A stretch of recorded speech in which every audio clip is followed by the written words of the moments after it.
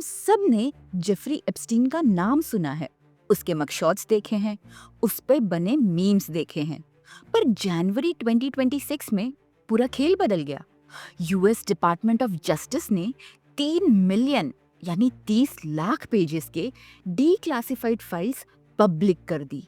ये कोई brief summary नहीं थी, ना ही कोई लीक था। ये वो कच्चा चिट्ठा था जिसे दुनिया से कई सालों तक छुपाया गया। जब मैं उन फ्लाइट लॉग्स, ईमेल्स और एफबीआई ट्रांसक्रिप्ट्स को स्क्रॉल कर रही थी, तो मुझे रियलाइज हुआ कि हम सिर्फ एक क्रिमिनल को नहीं देख रहे हैं, बल्कि एक आईना देख रहे हैं। एक ऐसा आईना जो हमें दिखाता है कि ये दुनिया कितनी नीचे गिर सकती है अगर क्राइम करने वाला हद से ज्यादा अमीर आदमी हो। आज हम सिर्फ उस फाइनेंस गाय की बात नहीं करेंगे जो कि जेल गया था। आज हम उस इंसान की बात करेंगे जिसने बच्चों की चीखों पर अपना पूरा एम्पायर खड़ा कर दिया।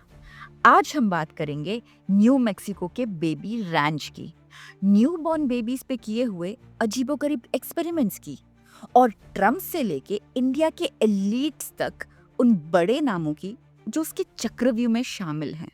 तो शुरू करते हैं उस मिस्ट्री से जो कि जेफरी एप्स्टीन खुद था। अगर आप उसका रिज्यूमे देखोगे तो उसका कोई लॉजिक नहीं बनता। वो कोई खानदानी रईस नहीं था, ब्रुकलिन का एक मामूली कॉलेज ड्रॉप आउट जिसके पास कोई डिग्री नहीं थी। 1970s में वो अचानक न्यूयॉर्क के सबसे बड़े स्कूल डेल्टन में फिजिक्स पढ़ाने लगा था। पर कैसे? उसके पास डिग्री नहीं थी, पर उसके पास करिश्मा था। अब ये वो शब्द है जो अमीर लोग तब यूज करते हैं जब वो किसी शेडी आदमी को अपने सर्कल में जगह देना चाहते हो। अब डेल्टन में न्यूयॉर्क के सबसे बड़े बिलियनर्स के बच्चे पढ़ते थे, पर एप्स्टीन वहां उन बच्चों को सिर्फ पढ़ा नहीं रहा था, बल्कि उन्हें ऑब्जर्व भी कर रहा था। उसने 1% एलीट लोगों की बेटियों से दोस्ती कर ली और उनसे पावर की भाषा सीखी। उसने देखा कि पैसा और पावर कैसे बिहेव करते हैं, कैसे लोगों को कंट्रोल करते हैं। वहीं कुछ ही सालों में एप्स्टीन को किसी वजह से डेल्टन स्कूल ने निकाल दिया, पर वहां से उसकी लाइफ बर्बाद नहीं हुई, बल्कि वो और ऊपर उठ गया। 1976 में उसने इन्वेस्टमेंट बैंकर बन बेयर स्टर्न्स नाम की एक फाइनेंस कंपनी ज्वाइन की और जल्द ही उनका पार्टनर भी बन गया। एप्स्टीन अब बड़े लोगों के बीच उठने बैठने लगा था। वो खुद को फाइनेंशियल एडवाइजर के तौर पर इंट्रोड्यूस करता और जल्द ही उसने एक बड़ा जैकपॉट हिट किया। लेस वेक्सनर, विक्टोरिया सीक्रेट का मालिक। एप्स्टीन ने वेक्सनर को अपने जाल में ऐसा फंसाया कि वेक्सनर ने अपने पूरे प्रॉपर्टी की पावर ऑफ अटर्नी एप्स्टीन को दे दी। मतलब वेक्सनर का पैसा, प्लेन और उसके घर सारे एप्स्टीन के ठिकाने बन चुके थे। और इन्हीं पैसों से एप्स्टीन ने खड़ा किया अपना वो बदनाम एम्पायर जिसे दुनिया लॉलिता एक्सप्रेस के नाम से जानने वाली थी। लॉलिता एक्सप्रेस एप्स्टीन के उस प्राइवेट एयरक्राफ्ट का निकनेम था जो दुनिया भर के पॉलिटिशियंस और बिलियनर्स को एप्स्टीन के प्राइवेट आइलैंड तक ले जाती थी। एप्स्टीन ने अपनी ही एक सिस्टम बना रखी थी। वो नाबालिग लड़कियों को सिर्फ ढूंढ नहीं रहा था, बल्कि उन्हें रिक्रूट कर रहा था। उसने एक पिरामिड स्कीम बना रखी थी। वो पाम बीच की सड़कों से गरीब और जरूरतमंद लड़कियों को पिक कर उन्हें $200 ऑफर करता, एक मसाज के बदले। पर वो $200 एक शर्त के साथ आते थे। वो उन लड़कियों को प्रेशर करता कि अगर उन्हें और पैसे चाहिए तो उन्हें अपनी स्कूलमेट्स या सहेलियों को लाना होगा। एक लाओ बोनस पाओ। उसने डर और लालच का एक ऐसा जाल बुना कि मासूम विक्टिम्स ही शिकारी बन गए। कभी मॉडलिंग जॉब्स तो कभी स्कॉलरशिप के सपने दिखाकर वो उन्हें अपने प्राइवेट जेट में बिठाकर लिटिल सेंट जेम्स आइलैंड ले जाता, जहां से वापसी का कोई रास्ता नहीं था। वहीं मसाज के नाम पर कभी एप्स्टीन खुद तो कभी उसके बिलियनर दोस्त उन लड़कियों को सेक्सुअली अब्यूज करते, उनका रेप करते, उन्हें ऑब्जेक्ट्स की तरह यूज करते, जिसके बाद उन लड़कियों का मुंह ये धमकी देकर बंद कर दिया जाता कि अगर उन्होंने किसी से कुछ कहा तो उनके परिवारों के लिए अच्छा नहीं होगा। लिटिल सेंट जेम्स आइलैंड वो कोई वेकेशन स्पॉट नहीं था, बल्कि नाबालिग बच्चों के लिए एक हाईटेक जेल थी। लोग उसे पीडोफाइल आइलैंड बुलाते थे। वहीं 2026 के फाइल्स में हमें ये साफ दिखता है कि उस आइलैंड पर आखिर होता क्या था। वहां एक नीले और सफेद रंग की बिल्डिंग थी जो किसी मंदिर की तरह दिखती थी। लोकल्स उसे टेम्पल बुलाते थे। पर असली हॉरर वो बिल्डिंग नहीं थी। असली हॉरर था वहां का सर्वेलेंस। हर कमरे में कैमरास लगे थे, हर गेस्ट की रिकॉर्डिंग हो रही थी। क्यों? क्योंकि एप्स्टीन को सिर्फ मजे नहीं चाहिए थे, उसे चाहिए था लेवरेज, ब्लैकमेल करने का जरिया। अगर कोई वर्ल्ड लीडर या बिलियनर आपके आइलैंड पर आकर कुछ गलत करता है, तो वो सिर्फ आपका दोस्त नहीं रह जाता, वो आपकी कठपुतली बन जाता है। लेकिन इससे भी ज्यादा डरावनी थी उसकी साइंटिफिक रिसर्च। ये एप्स्टीन फाइल के 30 लाख पेजेस का वो हिस्सा है जो मुझे सोने नहीं देता। एप्स्टीन पर यूजेनिक्स का भूत सवार था। उसका मानना था कि अपने डीएनए से वो पूरी इंसानियत को बेहतर बना सकता है। उसने न्यू मैक्सिको में एक ज़ोरो रैंच बनाया, जिसे फाइल्स में बेबी रैंच कहा गया है। उसका प्लान था कि वो एक टाइम पे 20 से 30 औरतों को प्रेग्नेंट करेगा, ताकि वो अपने डीएनए से पूरी दुनिया भर सके। वो अपने डीएनए से एक सुपर रेस बनाना चाहता था। लेकिन इस आइलैंड पे न्यूबॉर्न बेबीज पे सिर्फ एक्सपेरिमेंट्स नहीं हो रहे थे, बल्कि उन्हें भी सेक्सुअली अब्यूज किया जा रहा था। सबसे घिनौनी थी उसकी पेसिफायर एक्सपेरिमेंट। पेसिफायर, जिसे हम बच्चों की चूसनी भी कहते हैं, वो ये देख रहा था कि न्यूबॉर्न बेबीज किस चीज से प्रभावित होकर अपने पेसिफायर्स सबसे जोर से चूसते हैं। जिसके रिजल्ट में उसने ये पाया कि न्यूबॉर्न बेबीज अपनी माँ की आवाज़ सुनकर अपने पेसिफायर्स को सबसे ज़्यादा जोर से चूस रहे थे। अब एक सेक्स ऑफेंडर न्यूबॉर्न बेबीज के इस बिहेवियर को क्यों स्टडी कर रहा था, ये सवाल मैं आपके साथ छोड़ती हूँ। एफबीआई के कुछ फाइल्स में तो कैनिबलिज्म का भी दावा किया गया है। यहाँ तक कि एक ईमेल में ये भी लिखा हुआ था, दे टेस्टेड लाइक क्रीम चीज, यानी वो क्रीम चीज की तरह टेस्ट कर रहे थे। हालांकि एफबीआई ने इस पर कोई सॉलिड कमेंट नहीं दिया है, पर लोगों का मानना है कि इस मेल में एप्स्टीन न्यूबॉर्न बेबीज के टेस्ट की बात कर रहा था। पर यह जहर सिर्फ वेस्ट तक नहीं रहा, इसकी लपेट में इंडिया भी आया। फ्लाइट लॉग्स और ईमेल्स में अनिल अंबानी जैसे बड़े नाम हैं। मीरा नायर और अनुराग कश्यप जैसे फिल्म मेकर्स का जिक्र भी है। इनफैक्ट ये फाइल्स ये भी दिखाती है कि कैसे एप्स्टीन ने 2017 में पीएम मोदी के इजराइल विजिट के वक्त उनसे जुड़ने की कोशिश की थी।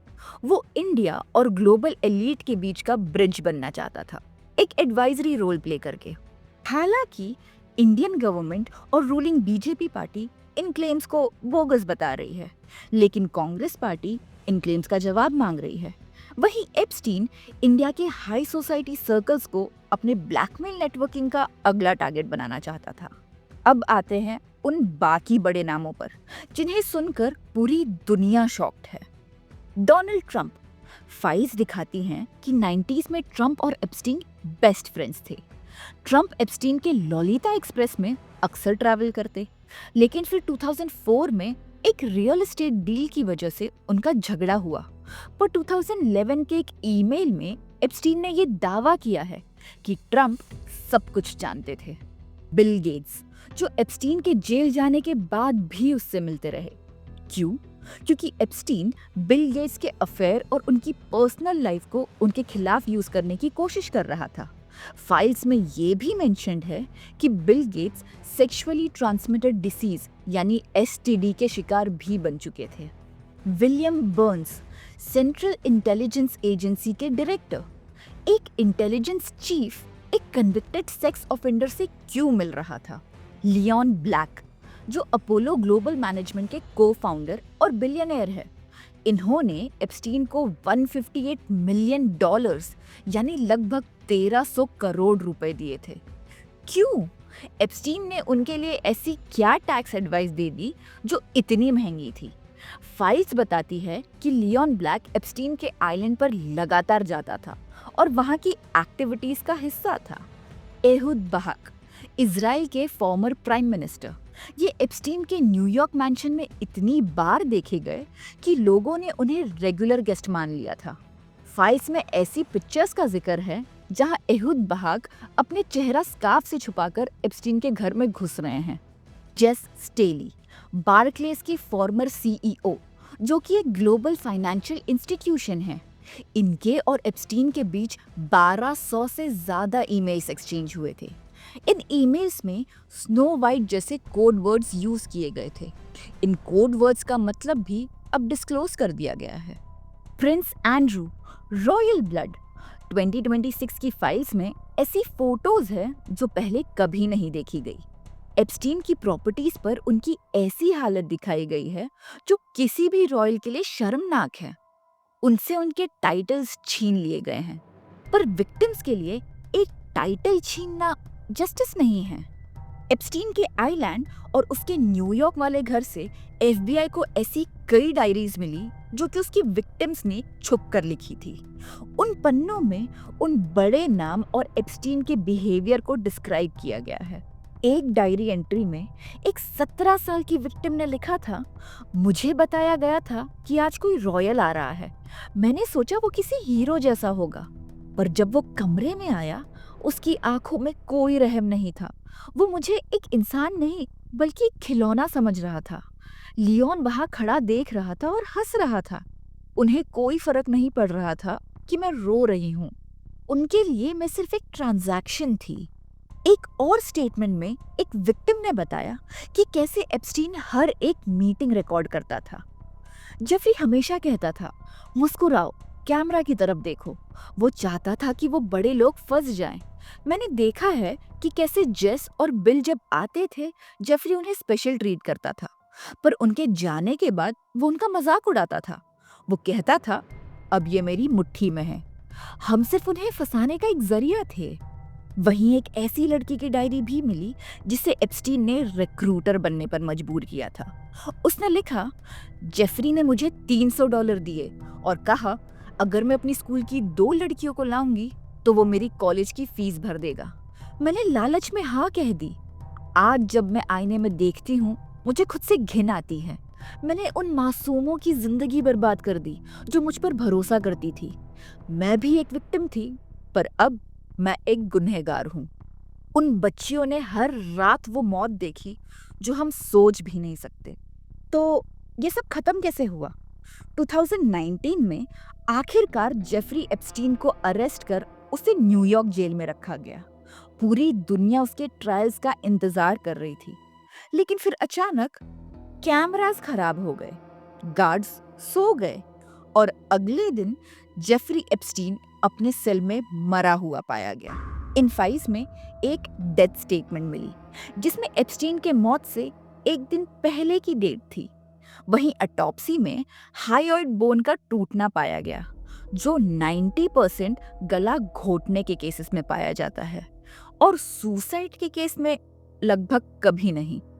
सिस्टम एप्स्टीन को बचाने में फेल नहीं हुआ था, सिस्टम ने खुद को बचा लिया था। जेफरी एप्स्टीन मर चुका है, पर वो सिस्टम जिसने उसे पैदा किया, वो लॉयर्स जिसने उसकी डील्स साइन की, वो पॉलिटिशियंस जिसने उससे पैसे लिए और वो मीडिया जिसने अपनी आंखें फेर ली, वो सिस्टम आज भी जिंदा है। सो गाइज, आई एम आशी and you were watching the Epstein files. अगर आपको ये वीडियो पसंद आई हो तो अपने थॉट्स कमेंट में ज़रूर बताइए, और अगर आपको ऐसे ही डार्क, ट्विस्टेड और ट्रू क्राइम केसेस सुनना पसंद है तो इस वीडियो को लाइक और चैनल को सब्सक्राइब करना ना भूलें। मिलते हैं अगले वीडियो में एक नए केस के साथ। तब तक के लिए अपना ख्याल रखिए। Thank you.